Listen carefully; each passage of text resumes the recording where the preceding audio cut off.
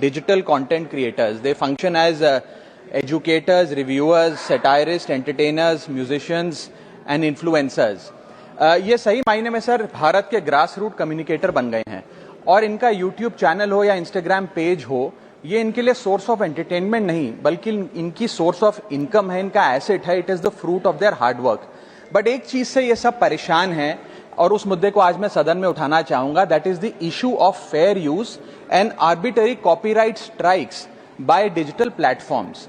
Sir होता क्या है कि अगर एक कंटेंट क्रिएटर कुछ सेकंड, चंद सेकंड, 2-3 सेकंड के लिए कॉपीराइटेड कंटेंट को रीपर्पस करके कमेंट्री, क्रिटिसिज्म, पैरोडी, एजुकेशनल या न्यूज रिपोर्टिंग पर्पसेस के लिए यूज करता है, चाहे वो क्रेडिट देता हो, उसको इंसिडेंटली यूज करता हो, कॉपीराइट स्ट्राइक मारकर उसकी यूट्यूब चैनल है, प्रॉपर्टी है या इंस्टाग्राम पेज है, उसे वाइप आउट कर दिया जाता है और उसकी सालों की मेहनत चंद मिनटों में समाप्त हो जाती है. Sir, livelihoods must be decided by law and not by arbitrary algorithms.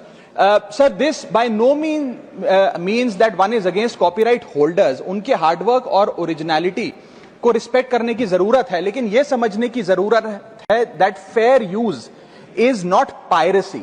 Fair use where sometimes the purpose of using this content is incidental or transformative must not tantamount to wiping out somebody's hard work. Sir, because innovation cannot grow in fear and creativity cannot survive under threat.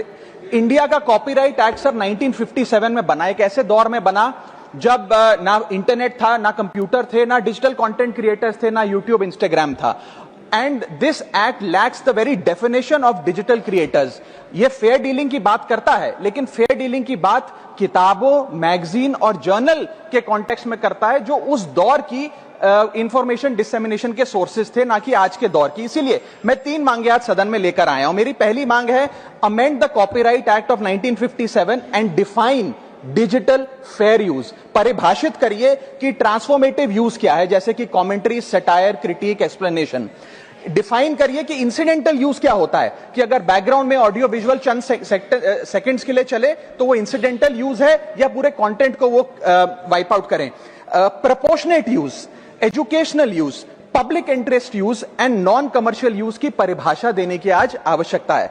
दूसरी मेरी मांग है sir, bring in the proportionality doctrine in copyright enforcement.